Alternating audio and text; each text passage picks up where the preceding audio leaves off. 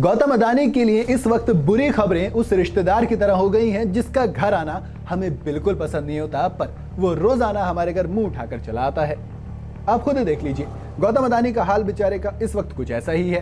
पहले तो वो टॉप 20 की लिस्ट से ही बाहर हो चुके हैं, शेयर्स उनके डाउन चल रहे हैं, ऊपर से अब आरबीआई ने भी उनके कर्ज को लेकर थोड़ा रस्सी कस दी है।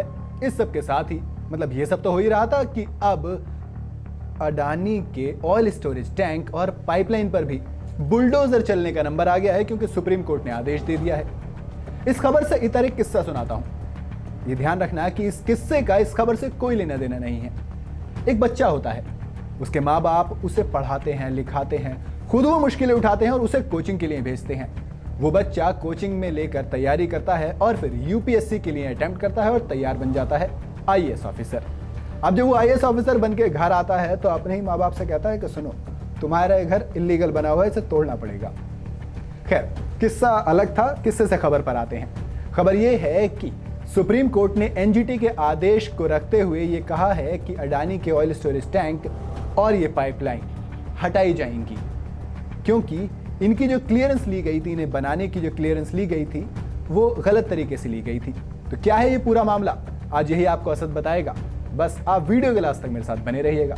चलिए शुरू करते हैं। चेन्नई पोर्ट से 4 किलोमीटर दूर एनोर एक्सप्रेसवे पर केटीवी ऑयल मिल्स और केटीवी फूड्स ने ऑयल स्टोरेज टैंक्स और पाइपलाइन का निर्माण किया था। ये दोनों कंपनियां केटीवी ग्रुप और अडानी विल्मर का जॉइंट वेंचर हैं।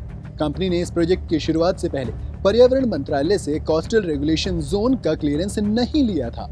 इसके खिलाफ मछुआरों के लिए काम करने वाले एक एनजीओ ने एनजीटी में शिकायत की थी।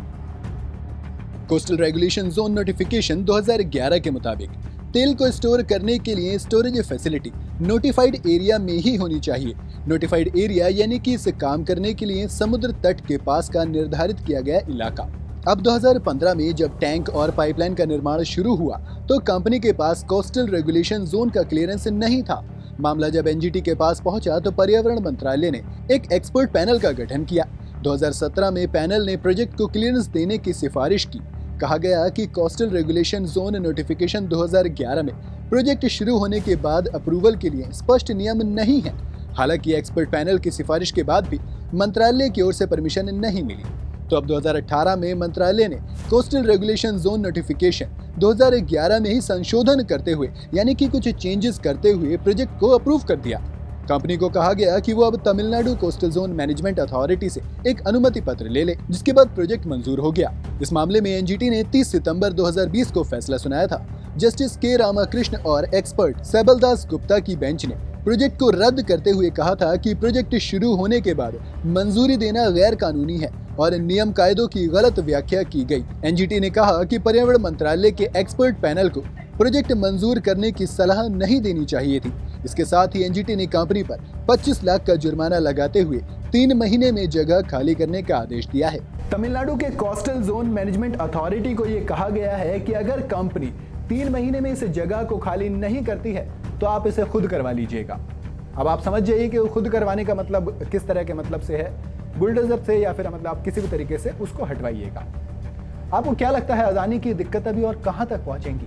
कहां जाकर ये अडानी वाला मामला संभलेगा या फिर इसमें आगे क्या होगा, ये हमें वक्त बताएगा और हम आपको बताएंगे। बस वीडियो का अगर आपको पसंद आई हो तो लाइक और शेयर जरूर करते जाना, और अगर आप चैनल पर नए हैं या आपने अभी तक इसे सब्सक्राइब नहीं किया है तो सब्सक्राइब करना बिल्कुल ना भूलें।